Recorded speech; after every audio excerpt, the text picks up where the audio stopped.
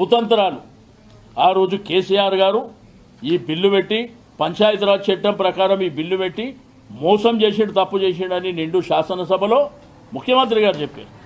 మరి నువ్వేం చేస్తున్నావు? కేసీఆర్ గారు ప్రభుత్వంలో కోర్టు ఆదేశాల మేరకు 22% మేమిస్తే నువ్వు 17.09% ఇచ్చి ఇంత పెద్ద దగా మోసం చరిత్రలో గతంలో కూడా ముఖ్యమంత్రులను చూసినాం. గతంలో అనేక మంది ముఖ్యమంత్రులు వచ్చారు, కానీ ఇంత దగా మోసం పచ్చి మోసం ఇది. దీని ఎట్టి పరిస్థితుల బీసీ బిడ్డలు అంటే మా బీఆర్ఎస్ పార్టీ కాదు. ఈరోజు సమాజంలో ఉన్నటువంటి అందరు బీసీ బిడ్డలకు చెప్తున్నా, కాంగ్రెస్ పార్టీలో ఉన్నటువంటి బీసీ బిడ్డలకు చెప్తున్నా, బీజేపీ పార్టీలో ఉన్నటువంటి బీసీ బిడ్డలు, అదేవిధంగా బీసీ సంఘాలు కానివ్వండి, బీసీ యువత కానివ్వండి, బీసీ మహిళ కానివ్వండి, అందరూ కూడా గ్రామీణ ప్రాంతం నుంచి పట్టణ ప్రాంతం మన హక్కుల కోసం ఈరోజు మనల్ని దగా మోసం పచ్చిగా మరి తడిబట్టతో గొంతుకేసినటువంటి ప్రభుత్వాన్ని గ్రామాలలో తిరగనియద్దని చెప్పి నేను ఈ సందర్భంగా తెలియజేస్తా ఉన్నాను. మా చైతన్యం ఏందో రేపు చూపించబోతున్నాం. ఈరోజు మా సమాజం అనుకుంటే భూకంపం వస్తుంది, గుర్తుపెట్టుకోవాలని చెప్పి ఈ ప్రభుత్వాన్ని హెచ్చరిక చేస్తున్నాం. ఇంత మోసం, ఇంత దగ ఎక్కడన్నా ఉంటుందా? ఇంత దగ డే 1 నుంచి మేము చెప్తున్నాం మీరు చేస్తుంది తప్పు అని. ఆ రోజు మమ్మల్ని డెమాలిష్ చేయడానికే ప్రయత్నం చేశారు, వీళ్ళు సహకరిస్తలేరని చెప్పి మేము అసెంబ్లీలో సహకరించాం. పార్లమెంటు అక్కడ ప్రధానిని కలుస్తామంటే ఆల్ పార్టీ డెలిగేషన్ అంటే మేము వస్తామని చెప్పినాం. జంతర్ మంతర్ దగ్గర పెట్టి మీరు మోసం చేసి ఎవరిని మోసం చేస్తాం? ఈరోజు రెండోది ఏంటంటే పార్టీల గుర్తుల మీద జరిగిన ఎలక్షన్కు నువ్వు ఎట్లిస్తా అని చెప్తున్నావు.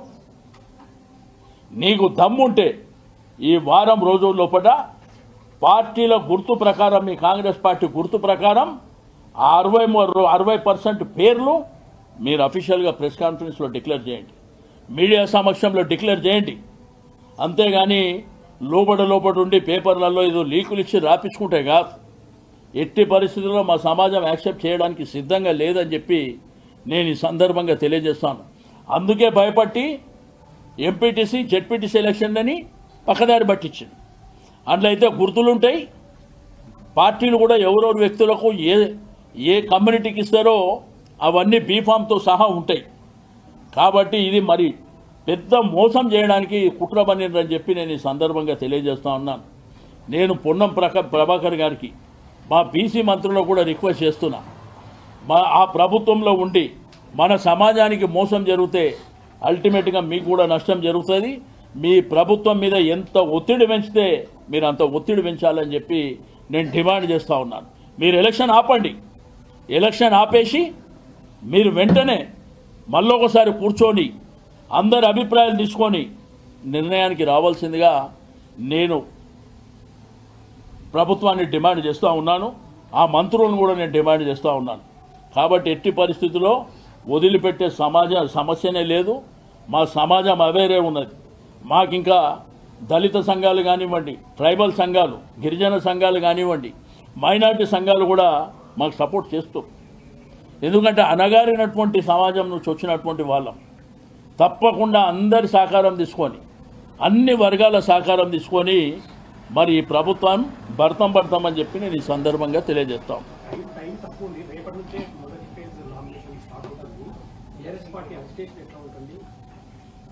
మీకు అతి త్వరలో వెంటనే అందరం కూర్చొని ఒక నిర్ణయానికి వస్తాం.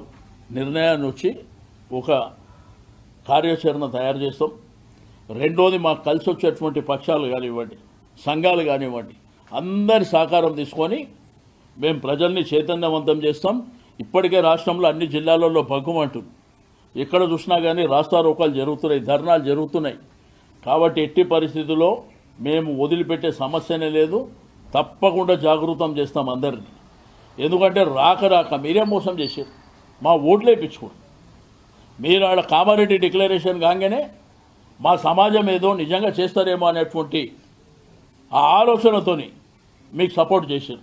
మీ ప్రభుత్వం వచ్చింది, మోసం చేశారు. ఇదేమో 42%. ఇది చట్టపరంగా ఉన్నటువంటి అంశాలు, రాజ్యాంగపరమైనటువంటి అంశాలు. నీ దగ్గర సంవత్సరానికి 20,000 కోట్లు బడ్జెట్ పెడతాను, పెట్టినావా? కుల వృత్తులకి సపోర్ట్ చేస్తాను, చేసినావా?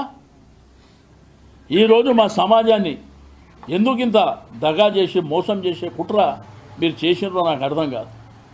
కాబట్టి దయచేసి రాష్ట్రంలో ఉన్నటువంటి ప్రజానీకం కూడా ఆలోచించుకోవాలి. అన్ని మోసాలు మొదటి నుంచి ప్రభుత్వం వచ్చిన తర్వాత మేనిఫెస్టోలో అన్ని వర్గాలకు మోసం చేశారు. రైతాంగాన్ని వదిలిపెట్టలేదు, మహిళలను వదిలిపెట్టలేదు, ఈరోజు చదువుకున్నటువంటి విద్యార్థులను వదిలిపెట్టలేదు. అన్నిట్లో మోసం జరిగింది. మా సమాజం 100% ఉన్నటువంటి సమాజాన్ని మీరు ఈ విధంగా మోసం చేయడం అనేది దారుణమైనటువంటి చర్య. మంత్రి సీతాకర్తో కూడా లోకల్గా ఉన్నటువంటి కార్యకర్తలు కావచ్చు, సీనియర్ కార్యకర్తలు కూడా ఎస్సీలకు ఎస్టీలకు ఇచ్చినటువంటి సీట్లు కూడా మాకు ఇవ్వలేదు. మా గ్రామంలో కావచ్చు, మా మండలంలో పెద్ద మొత్తంలో బీసీలు ఉన్నారు. మీకు రేపటి నుంచి వాళ్ళు జిల్లాలలో మంత్రులు తిరిగినా, ఎమ్మెల్యేలు తిరిగినా ప్రతి ఒక్కళ్ళ గొంతుగా గట్టిగా బలంగా వాళ్ళని నిలదీసేటువంటి కార్యక్రమం జరుగుతుంది కూడా.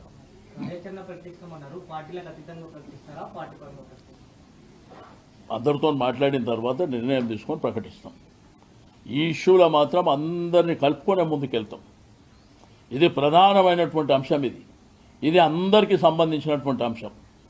కలిసి వచ్చే పార్టీలు, కలిసి వచ్చే సంఘాలు, కలిసి వచ్చే యువతరం, మహిళలు అందరినీ కలుపుకొనే ఒక కార్యాచరణ తీసుకొని ముందుకెళ్తామని చెప్పి తెలియదు. జూబ్లీస్లో ఎట్లయితే ప్రజాప్రభుత్వానికి మద్దతు ఇచ్చారో ఇప్పుడు సర్పంచ్ ఎన్నికల్లో కూడా కాంగ్రెస్ పార్టీ మద్దతు తెలిపిన వాళ్ళకి మద్దతు ఇస్తారని చెప్పేసి ముఖ్యమంత్రి చెప్తున్నారు. జూబ్లీస్ ఎన్నికల్లో ఎట్లా ప్రజాప్రభుత్వానికి మద్దతు ఇచ్చారో సర్పంచ్ ఎన్నికల్లో కూడా అట్లా